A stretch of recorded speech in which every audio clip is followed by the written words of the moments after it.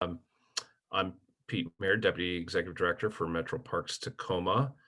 And joining today, Doug Levy, our WRPA lobbyist, and also Jonna White will be joining momentarily with Tacoma Pierce County Health and Metro Parks Tacoma. She's a shared public health policy and legislative affairs, government affairs coordinator.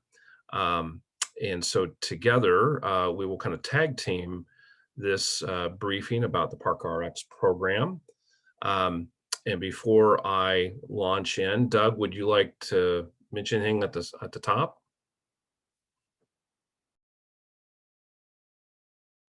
Oh, you're muted there, Doug. Sorry about that. I was, we have our other speaker, Jonna, lacking a link, so I was just getting it to her. No, I think we want to just let you know how we're doing with this, what we did in trying to put it together, and where we stand right now. So that's my thinking. Great, thanks, Doug. Yeah, I think we both sent Jonna a link nearly at the same time. So, all right, so we will get her to join in here. Okay, so I think as folks join in, I think Tiffany will admit them into the meeting. But again, welcome everyone. Today we'll discuss a little bit about the ParkRx Parks Prescription Program Bill SB 5292. Sen Nobles from the 28th Ledge District is the prime on it. And we'll provide a little bit of background here and then really open up to any questions and discussions folks might have. There's been a lot of movement on this, so we look forward to getting you up to speed. So we'll launch in here. We'll talk a little bit about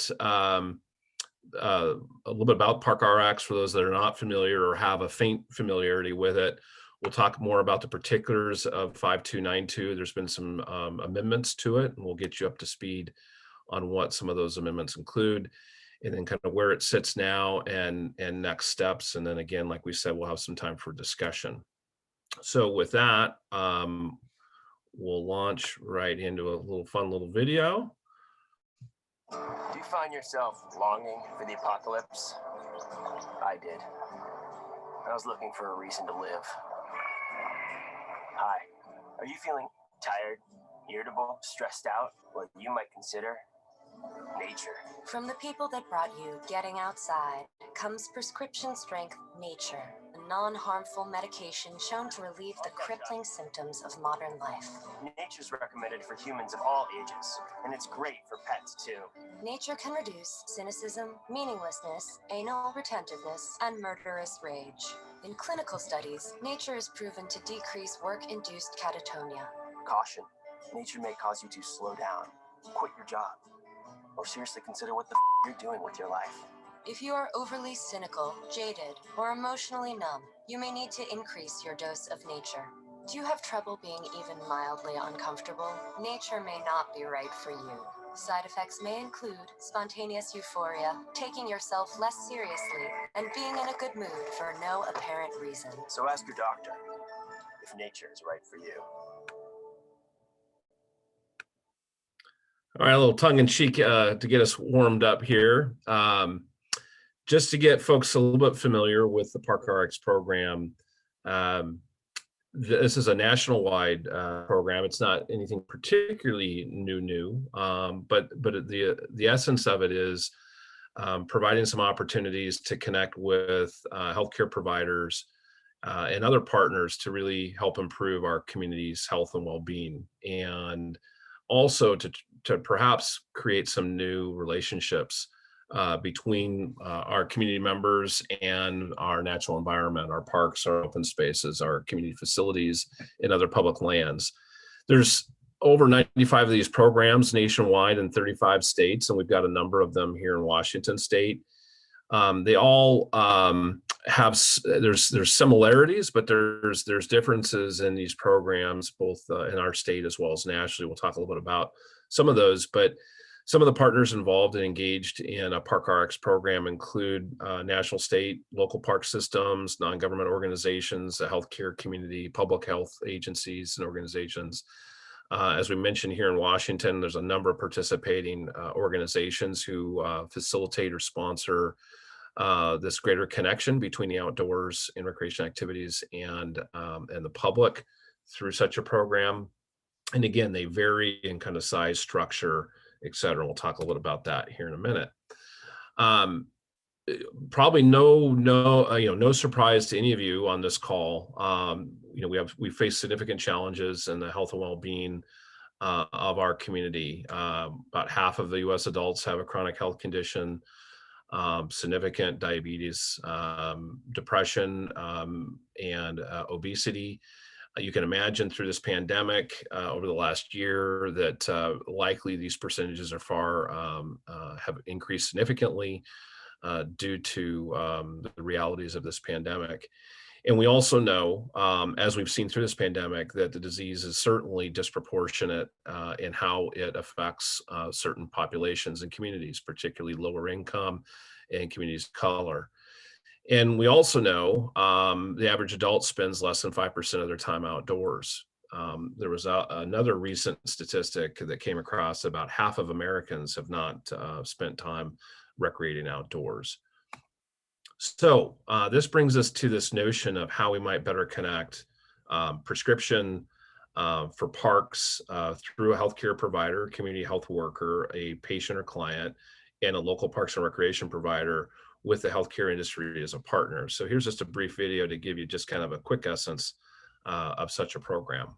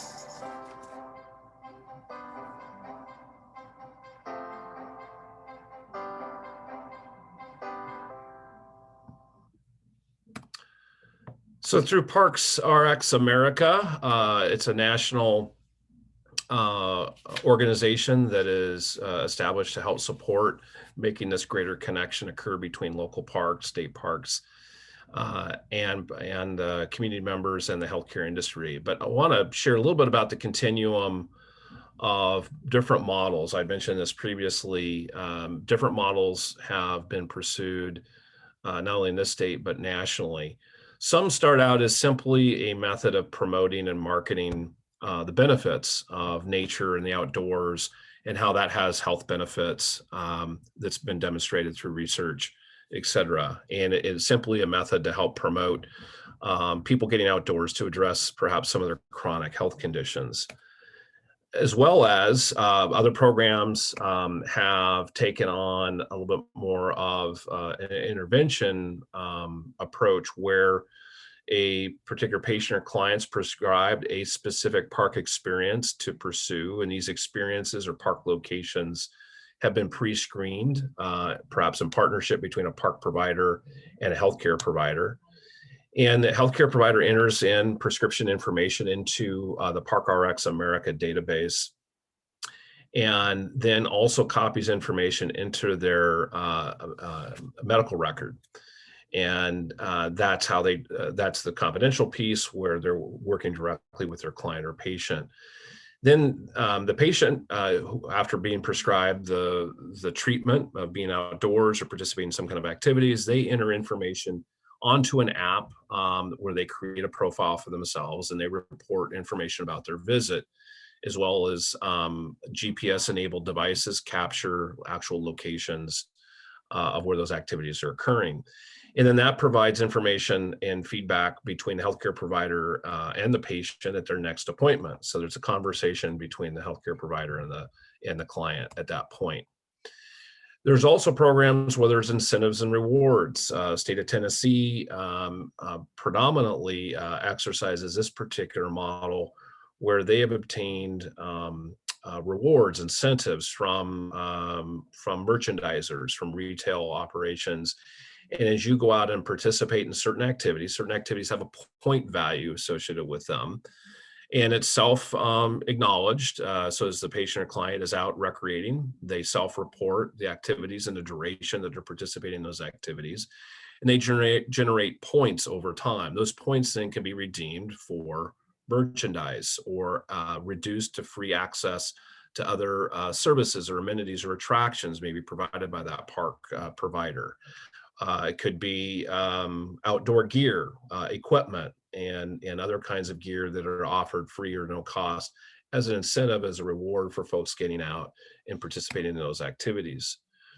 And then models also include where employers who manage their own benefit programs, or they might have a broker who helps facilitate an employer benefit program. These kinds of programs offer free or reduced access to facilities and programs to the employee pool. So your company or your organization may offer free to no cost access or use of certain facilities or activities. And that the costs of the provider providing those services and activities are defrayed or reimbursed by the health insurer. And then lastly, this is more of a more comprehensive approach, which we're exercising some interest in, literally and figuratively, is more of a community-wide benefit, where any community-wide member who wants to improve their health can have a conversation with their healthcare provider. They can be prescribed a low at a no-cost park, trail, or facility recreation program to experience. They enroll themselves through the process, and they themselves do not have to offer up a fee for those programs or activities or those admissions. And what in turn happens is the local park provider is reimbursed by that insurer for the cost of that preventative activity that their client or patient participated in. So that is kind of the more fully comprehensive approach that we wish to pilot as part of one of the pilots in the bill, which brings us to Senate Bill 5292. As I mentioned, sponsored by Sen Nobles, but we have a number of other supporters out there. And what I'm going to do is transition now to Doug to talk a little bit about the particulars of the bill itself. And so Doug, you want to take it away? Sure, thanks, Pete. So what we tried to do with this bill, and it's a balance here, and you heard Pete talk about the spectrum of RX programs that are out there. Our desire is to see how a few comprehensive ones could be designed.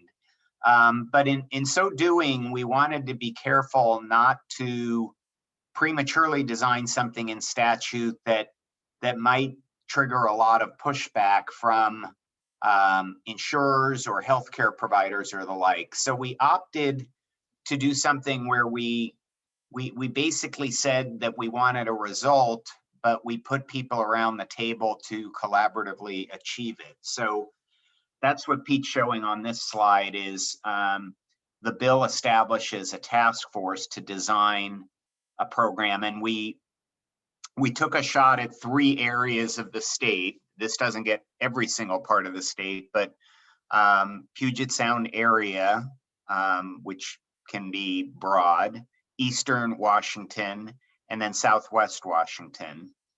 And in the bill, as passed out of the Senate Health and Long-Term Care Committee, we also try and factor in the idea of bringing the community engagement, community outreach, community input to this process by having advisory councils in each of the 3 pilot regions that would be formed and have up to 16 members each. And then you can see in our effort to make sure we had a good cross section of folks at the table, these would be primarily the constructors of the program, if you will, that had a direct stake in it. The Secretary of Health, Parks and Rec agencies, healthcare providers and community health workers, healthcare professions, hospital and health systems, local public health, and then health insurers. And then we had initially thought about a bill that was going to have this group meet every month and come back at the end of 2021. And when we met with Senator Nobles and heard from stakeholders and talked it over, it occurred to us that that was going to undermine the ability to really have a robust public engagement, and it seemed a little rushed. So, you know, we moved that timeline out to June 2022. And then the bill tries to contemplate something being brought to the governor and the legislature in time to design further legislation or statutory efforts in 2023. And then we used a figure of not to exceed 200,000, figuring that this is not a year where the state's operating budget has a lot of headroom. We initially had thought about something like 100,000, but in the bill, we asked the Department of Health to staff this, and they would have taken up a huge chunk of that 100,000 with the estimated staffing and other costs. So we've bopped that up a bit. You know, I would say to this group that while the bill passed out of its committee last Friday, which is great, and while it's in the Senate Rules Committee and can now be moved to the Senate floor calendar, I think there's still going to be some challenges we need to work through. One is that, remember I told you in our effort to not jam something by all the players, we tried to back up and design this task force process. The legislature is not enamored of having too many task forces in a year like 2021. They really want it to be focused on key things they've got to do. So whether a task force bill can make it all the way through the process, you know, we're going to learn more about that. We have submitted this along with Senator Nobles as a budget request. So the legislature certainly has the ability to direct this through their operating budget if they don't wish to pass a bill all the way through the process. So that's some of the work we're doing here. I mean, I would say what we are trying to set up is a way to systematically take this comprehensive approach that Pete described, design it in enough places that we really begin to understand whether it can work. Pete and I had a chance to meet with a representative of the health insurers, and I think they bring some skepticism to this. They bring a skepticism about whether this is just going to be more costs in for them and less benefits out. And we don't think that's necessarily the case, but I think it's an indicator that you know, before we run, we have to walk. And so this is the notion in the bill of trying to test pilot things in a few places around the state. So let me stop there, and obviously we're happy to take questions, or Pete, you may have more slides you want to cover. Yeah, I do. I have one. I'll shift to our next slide, but I want to invite Jonna in. Jonna White, again, is our shared public health policy and legislative affairs coordinator between Tacoma Pierce County Health and Metro Parks Tacoma. We're really happy to have her partnering with us. And Jonna, do you want to remark a little bit on kind of the intentions with the advisory council and the task force of really trying to connect, particularly our more diverse communities and addressing some of the inequity challenges and our intent there? Do you want to comment on that? Sure. Thanks. And hi, everyone. Again, my name is Jonna White, and I'm shared staff between Metro Parks and the Tacoma Pierce County Health Department. And from the health department perspective, this bill and this concept is such a no-brainer for us because we know that outdoor and physical exercise is so good for a person's mental and physical health and on a population health level. It is kind of the low cost, high reward thing here. So, and something that's really exciting to me about this prescription parks and everything that this task force is building is the ability to kind of to bridge some access gaps with our Black, Indigenous, and people of color communities and low-income communities, generally communities who are experiencing higher health inequities, and how this program can support those communities and improve health there. So when we were kind of thinking through these task force and advisory groups, we really wanted to find a way to make sure that the intended beneficiaries of this program were at the table, both at the decision-making table, which is where you see the community health workers, but also advising what is happening at that table with the context of each unique community, because the communities in Southwest Washington and Puget Sound and Eastern Washington are all a little bit different, and the community dynamics are different, and the networks, and the best way to reach communities experiencing inequities differ. And so we thought it was really important to have context experts, who are the advisory committee, help the task force, who are the content experts, in delivering this system. Pete, is there anything else I might be missing? No, I think that's great, Jonna. Thanks so much for your support and advocacy on that front, and the various iterations of us trying to kind of navigate this. So I really appreciate that. Why don't we transition here and just kind of move into discussions or questions that people might have. I'm putting on the screen our contact info so folks have it. Doug and Roxanne is chair of our Ledge committee, and she's on with us today. Thanks, Roxanne. And then you've got Jonna and myself's contact information. But Doug, do you want to, anything else you want to summarize, and then we can turn it over to Q&A?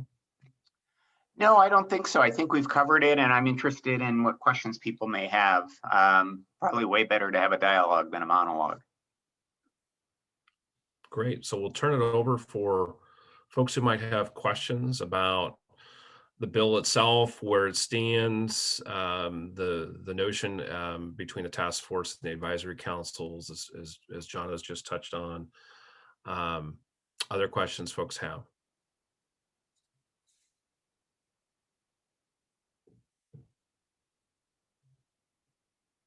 And you can also use the chat box if folks, if you would rather pose a question there.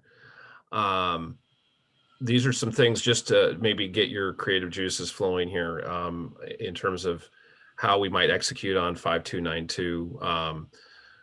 As Doug noted, there's a not to exceed a $200,000 number. And those funds will support the Department of Health providing staff support to us, but also in helping support the work of the task forces and the advisory councils. We, as Jonna mentioned, we're really keyed in on applying an equity lens in how the pilots are designed, and really engaging those that it would benefit or impact. There's also the notion here, as I mentioned previously, of range of ParkRx programs that could be pursued as part of a pilot. We're hopeful we can have a comprehensive approach for at least one of those pilots, where our health insurers are a partner in that. And then obviously reducing and eliminating barriers for our community to access these services. So let's see, we'll check the chat box here. Okay, Roxanne's got a question about prospective communities outside the Puget Sound region. Doug, do you want to take that one? Yeah, I mean, the ones we've heard about are primarily in the Puget Sound region. And Roxanne, you stole my thunder, because I was hoping that we could hear from folks on this call if there are interested agencies anywhere within around the state. Obviously, we know that Metro Parks Tacoma is extremely interested in this. Mary Dodsworth has testified on this for Lakewood.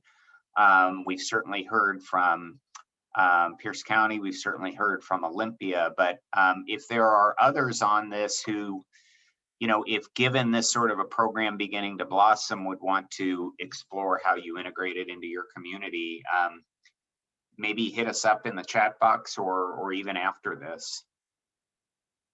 So Doug, we had a question about how did those particular 3 regions make their way into the bill? Well, so legislative work isn't always scientific work. So I'll give you our best thinking here. One is that we knew we had agencies within the Puget Sound area. So that was one we wanted to put in the bill. The second is that the chair of the Senate Health and Long-Term Care Committee happens to be from Vancouver. So we thought it might make a lot of sense to put Southwest Washington in the bill, geographically, and because we know that she has a personal interest in this issue, the connection between health and outdoor recreation. And it's not an accident that she ran this bill out of her committee and that she was a co-sponsor on the bill. And then Eastern Washington, because just very often in the legislature, there's a desire to make sure that we're not having policy applied to one side of the Cascades versus the other. So, you know, we thought it was a natural fit to look at the eastern side of the state and make sure we weren't just, you know, doing an I-5 corridor piece of work here. So that was the thinking on the 3. It's not magic. The only probably limiting factor we have is, you know, the more regions you create, the more it may cost. And, you know, we're going to have to think about the challenges of getting this passed or in the budget. Thanks, Doug. We've got some additional questions coming in. There's some questions around the other parties, particularly private parties that may have helped fund these models in other communities. Is it just healthcare insurance or medical hospitals or foundations? It's a wide variety. Like I said, there's NGOs who are participating, as well as public agencies, as well as healthcare. It's a very mixed bag, and you can check that out at ParkRx America and look to see all the different participating organizations out there. There really isn't one particular approach that is pursued. It's really kind of geographic specific or interest in collaboration of the various partners. Let's see, Mary's got a question here about if interested, what type of community team would need to be put together to get a pilot program started. Upon the bill passing, the secretary would be directed to frame up the task force with the representatives as noted here, and then from there, working region by region to outreach to the various interests, to begin to put together an advisory council and to begin to go to work. So probably kind of an invitation, a call for invitation to convene to engage in this kind of work. Now, I will also say that nothing precludes folks from across the state of pursuing a ParkRx program, independent or in alignment with this bill. So you all are more than welcome and encouraged to pursue a ParkRx program based on your own unique circumstances or willingness of partners or what have you.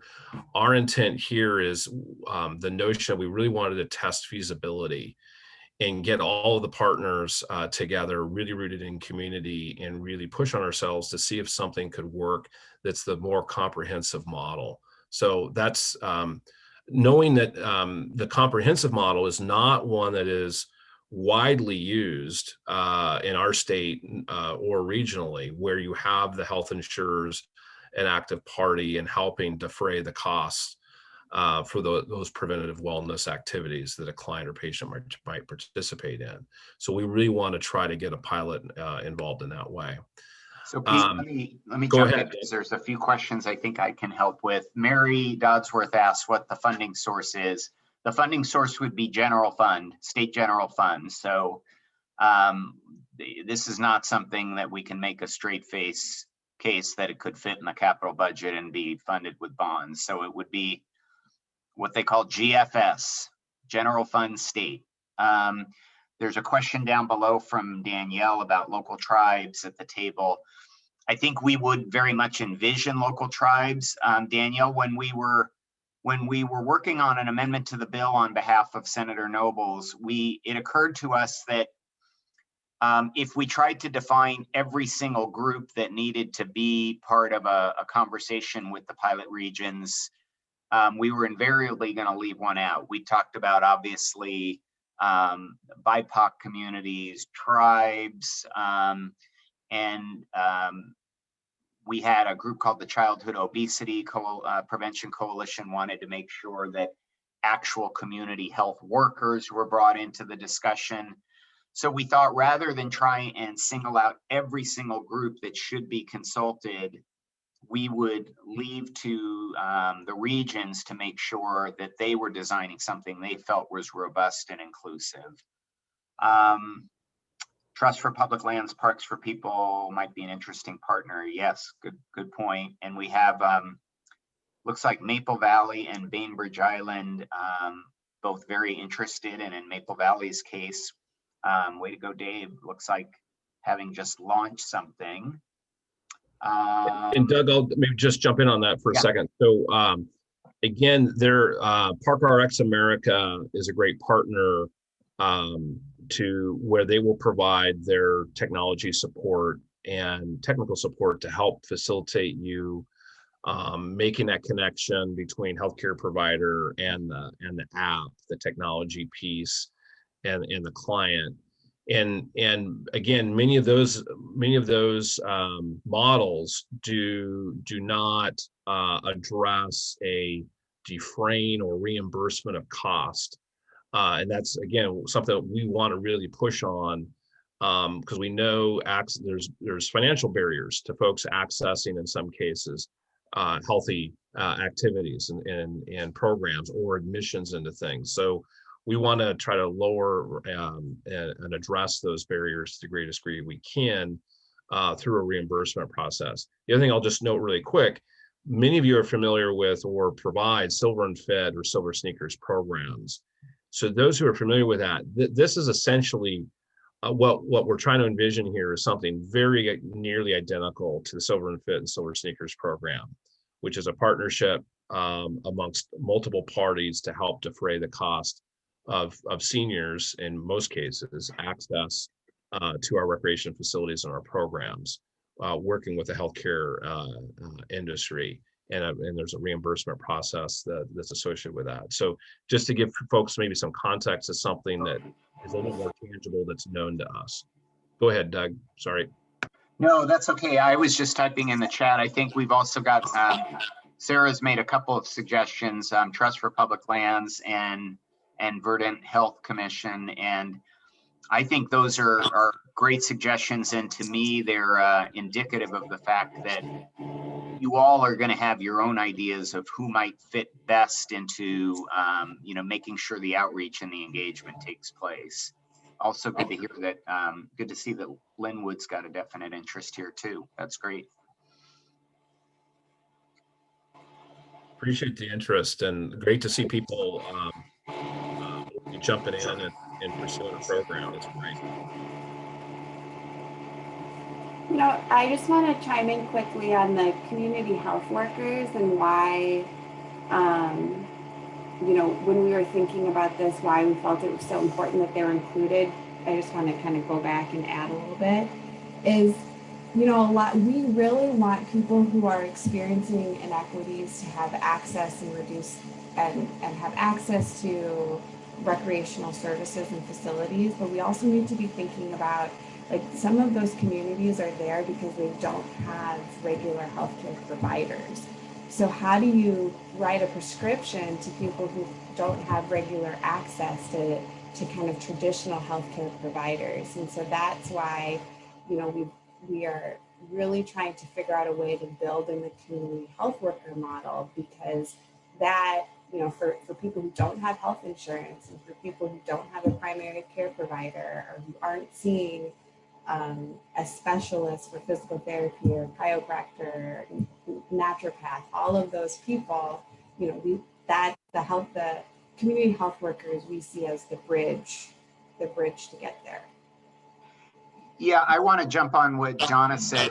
Thank you, Jonna, because I don't think I did a good enough job putting an exclamation point on that, because I will tell you all that Senator Nobles in particular, that's one of the driving interests she has too, is that we have some folks, we have communities of color that suffer from health disparities, and they don't have the kind of access to the system that others do, that maybe some of us take for granted. So that was, for her, a real driving force here, that we call that out in the bill. And so substitute Senate Bill 5292 certainly does that. So Jonna, I'm glad you brought that up. And it's a tough nut to crack, you know, just, this isn't the way that, you know, our system, we're trying to find a way to move the system to be more supportive of our communities of color. And it's not naturally built here, which is, you know, so we've had, you know, lots of phone calls and trying to figure out the advisory council and who's on the task force and how we do this. And it was hard, and it's hard because it's meant to be hard, but I think that we're really making some headway here with the direction of this task force and the advisory councils. Yeah, and I see my friend Shagundi Salisbury from Seattle is mentioning that they've got an interest and are working on a model. Sarah Burlington has an interest. I think what we're trying to do, and we encourage you all to just go forth, but the idea behind the bill is if we can set this up, get something that's got some state vested interest and state sanctioned hook into it, and have a few of these things to pilot, all of a sudden we really add more legitimacy and more reason to do more of these. That's really one of our big hopes with this legislation, or if we end up with something in the budget with a budget proviso.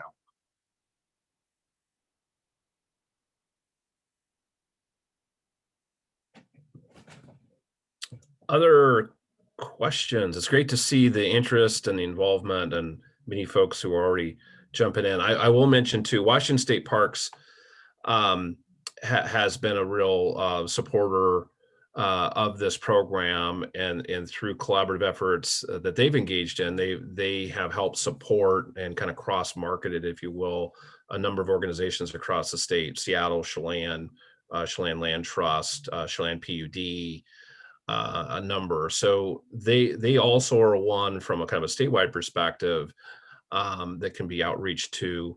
But again, I will, there's really rich, great information on ParkRx America website, and I'll try to paste that into the chat box. So really, you're not limited at all. If you're not particularly selected for one of the pilot sites, please don't be dismayed. We want to see this be really successful, as Doug said, and what we're really trying to do here is get a little deeper than maybe what we would be able to do on our own through this particular bill and the notion of these this task force working in these three particular regions. So that's kind of the intent. And we did, one of the things in our slide deck, Pete had built this, and then we've made some changes to the bill in concert with Senator Nobles, but we actually had an omission that I've got to plead guilty on, which is, as Pete said, State Parks has tried to do this work more on a promotional marketing basis than, you know, the comprehensive model he talked about. But we thought it was a miss on our part to not have state parks as part of the task force. And so in the amended bill, we did explicitly put them at the table to help with designing this.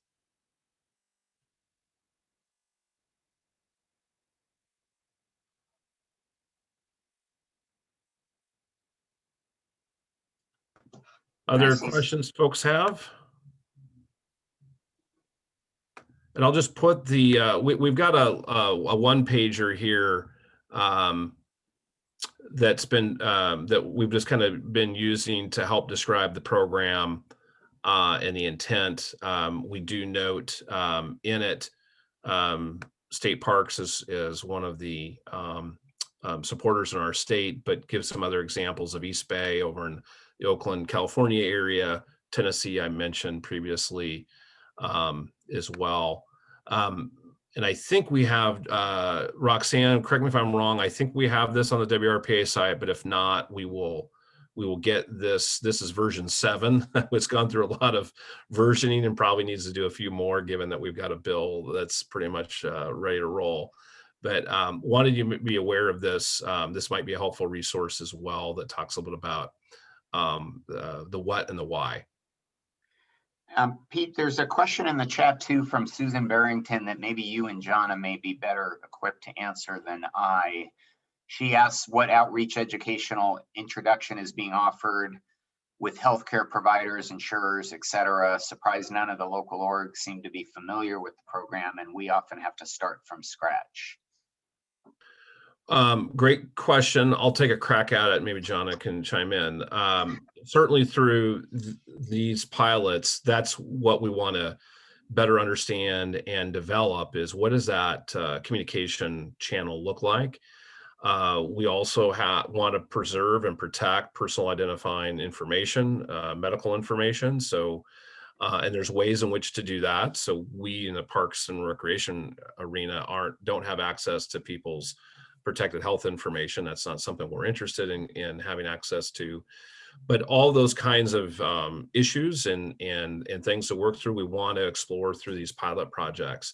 Now, Washington State Parks has a packet essentially, and they have helped broker in the past some of those conversations. So they're a good partner and advocate for, so you're not on your own as an agency trying to convince the different organizations in your specific community. So state parks will be a good partner in that regard. Jonna, do you want to add anything to that? Yeah, I mean, I think in terms of what's currently being offered, I don't know. I think what's going to be important work in the coming years is kind of identifying and defining some of the different, what Pete had talked about, engagements of ParkRx, because there are a variety of models and it means something a little bit different to a lot of different people right now. And so kind of just speaking the same language is, some work that we just regionally need to get to.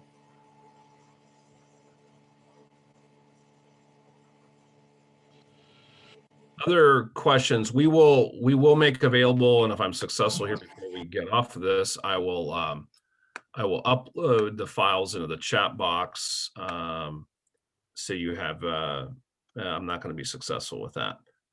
We will make them available on a WRPA site, won't we, Roxanne? Yeah.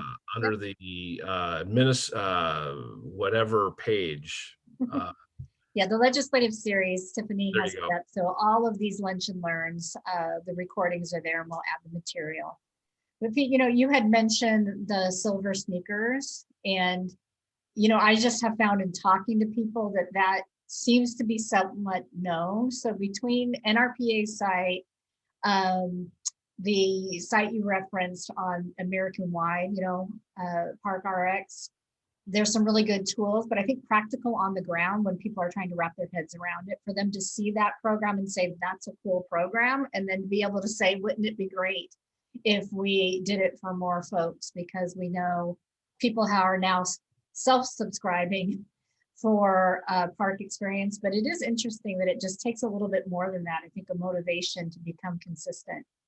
And for those with mental health disorders and challenges, to be into a routine that they can walk out their door and get to a park to do is just more possible. But I think the more it becomes concrete, the more easier it is for kind of local officials to wrap their heads around something that they are trying to replicate.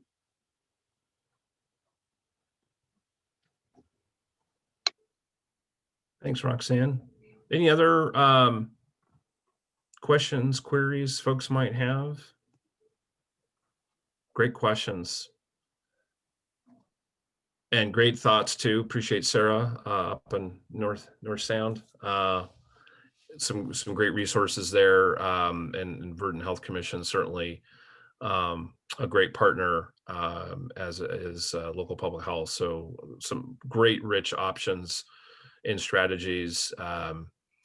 And we're hopeful that we will prevail with the bill.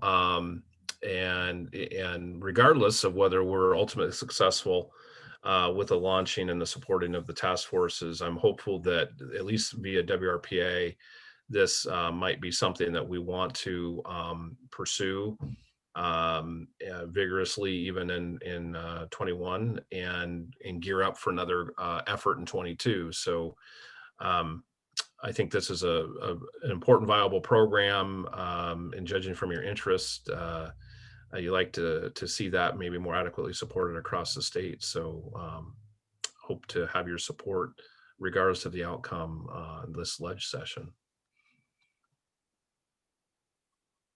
Doug, anything to close us off with? No, I'm just, I was wondering if we'd get questions, comments, suggestions. We got all of the above and some great stuff in the chat. So really appreciate you all engaging. That's what makes these fun. And for those who would like a screensaver like that of Jonna White, you can email Jonna, and she may just share her screen backdrop with you as a fellow park and recreator. Yeah, I saw Roxanne Miles when I logged on, which I promptly switched it from Schitt's Creek to Parks and Rec. Way to be flexible. All right.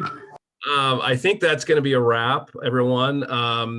And this session will be recorded and posted with the other Lunch and Learn series. Really appreciate Roxanne as our fearless leader on the legislative front. Paul Simmons, our WRPA president, who's been very supportive and engaged throughout this process. Jonna White, thank you. And Doug, as always, a debt of gratitude. This has been a heavy lift. And we've been really pleased with working with Senator Nobles, minting her in the Senate from our Pierce County area, Tacoma Pierce County area. So that's been real positive. But Doug, thank you so much for your support as well.